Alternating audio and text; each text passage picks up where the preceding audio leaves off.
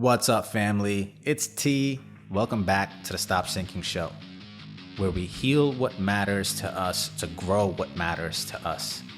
We are here to go from struggle to flow in all parts of our life, business, and relationships.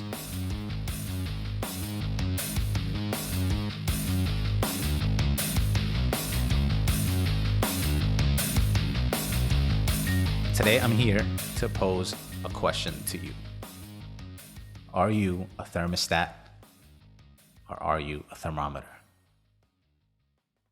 How much of how you feel on a day-to-day basis is birthed from within? Or how much of it is mirrored from what's around you? Are you simply reflecting back what you see, what you feel, what you hear? Are you relying on your senses to determine your reality? Or is there an internal fire within that is governing that pace, that is setting the tone and the speed of what you experience? If we're being honest, it's probably a bit of both. We are social beings and we live in relation to the world. But where do you lean more? What do you default to?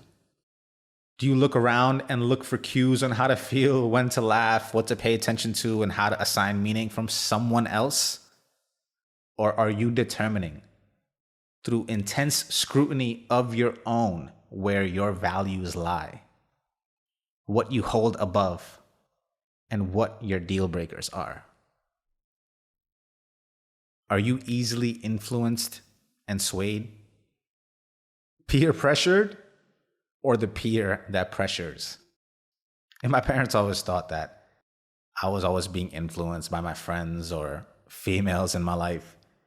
And anyone that knows me would laugh at this. I'm stubbornly impenetrable. I might even go against the grain just for the sake of being different. I don't recommend this. But I have even deprived myself of joy in spite of myself.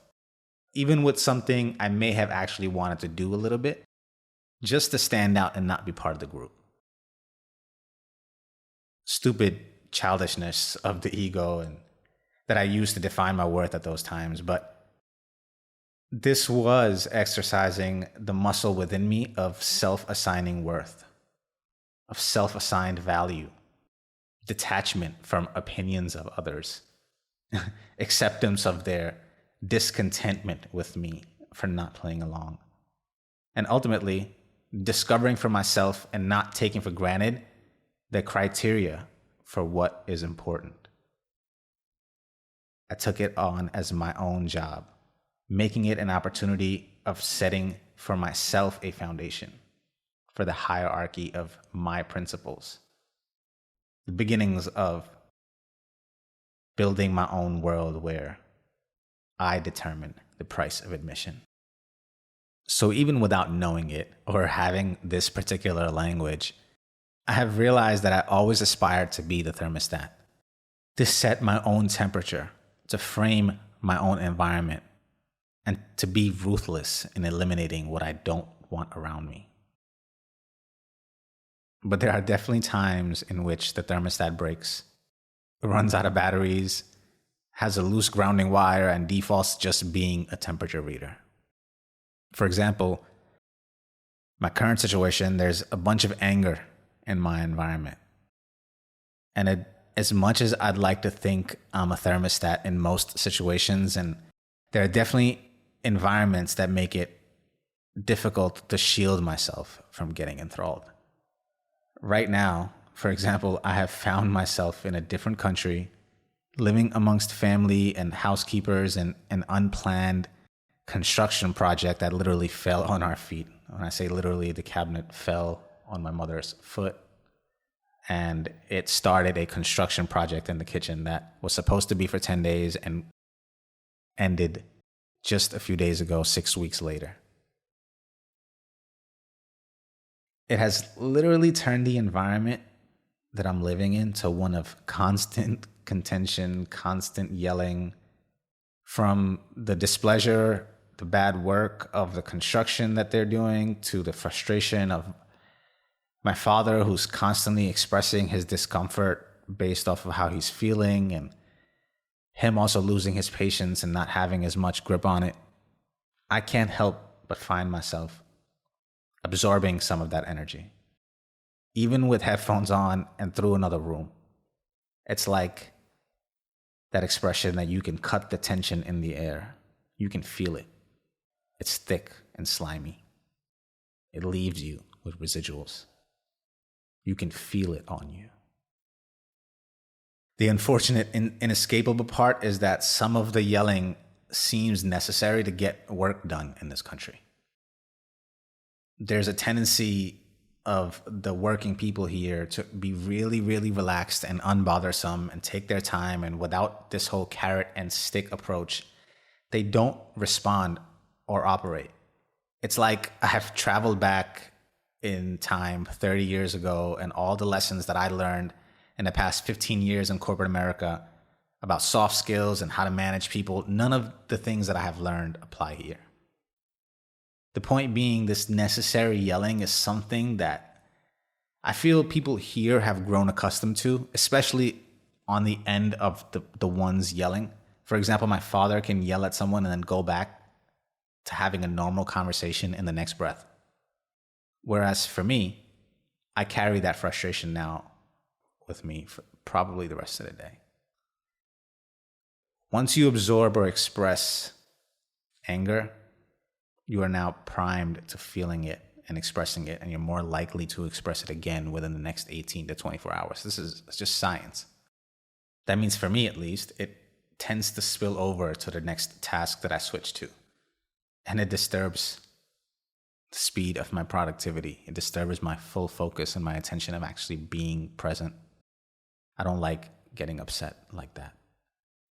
I try to limit my anger outbursts and to be in an environment where anger gets expressed on an hourly basis. It has made it very difficult for me to not be in fight or flight mode. Just unintentionally absorbing the temperature and failing to create my own. So how do you survive when the temperature reading is off the charts? When the heat in the room can ignite a flame inside of you that's willing to melt everything with it? How do you restore balance and set the temperature back down to cool? Most of the time, heat is broken by rain pour. The rain is often a welcomed side effect after times of intense heat. So, what can be our proverbial saving rain that resets the temperature? What can we do to call upon it for ourselves without, doing a rain dance? It really begins and takes us back to the original question and ask ourselves to affirm and pick which one we are, to ask ourselves and choose, am I the thermostat or the thermometer?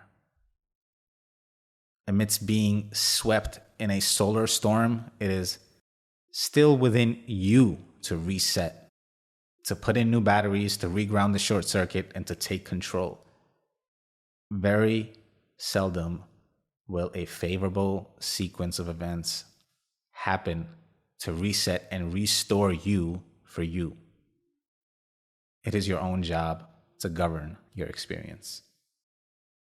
That means we must recognize that the current way we are feeling is not in alignment, not making us feel good, and taking all necessary steps to restore. That could require over-communication with the people in our environment, challenging the status quo, such as these cultural differences that I mentioned, and not just accepting that that's just how you have to treat people, not just accepting that that's just how work can get done, challenging that, and ultimately retreating into yourself to find the peace from within. Easier said than done, I know. Trust me, I feel you. On a daily basis, I, for my self-care, do high-intensity workouts, meditate, write, read, and work productively towards something. Still, Still I shake in troubled waters. Still I'm humbled by nature. We never really arrive at a stable ground. If you did for too long, you'd probably dig a hole out of there anyway, as fast as you could, out of boredom. But it is the practice of coming back that counts. It is the constant pendulating between destabilizing and recovering balance that builds our muscles. It is not the firm grip on your breath and a silenced mind that builds focus and awareness in meditation. It is in the recognition that you have gone adrift, that you have lost focus. And from there, the comfort of knowing and returning to where home base is. That pendulating is what builds the circuitry required to govern the temperature.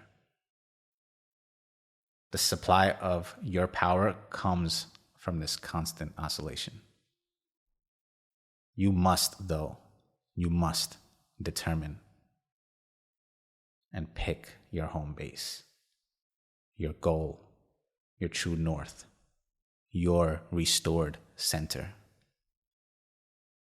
As long as you don't waver on the answer to this question, you can always regroup, recoup, and return to center. What is center for you comes down to your affirmed decision of who you want to be.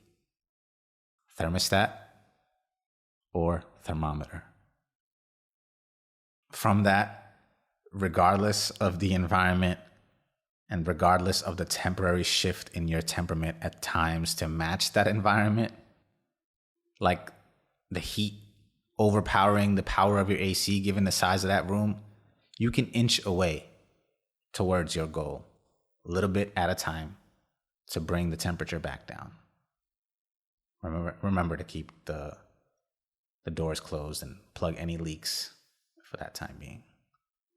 And just don't judge yourself too harshly for failing on delivering despite those laws of physics. Sometimes, regardless of wanting to set the temperature, the force of nature throws us off kilter, and it defaults us to simply being a temperature reader, just reflecting back what is. But as long as you stay on the job and continue to pump away, eventually the temperature will be determined by your efforts. Persistence prevails. Slow, deliberate, and committed can control the state in a much more sustained manner than waves. Pendulate, but don't waver. I love you, my friends. May you restore the balance in every room you enter. May your world rely on your calm when it's uncollected, on your cool when it's scorching, and your warmth when it's frigid. What's required most in this undetermined climate of our times is more thermostats. I love you. See you on the next one.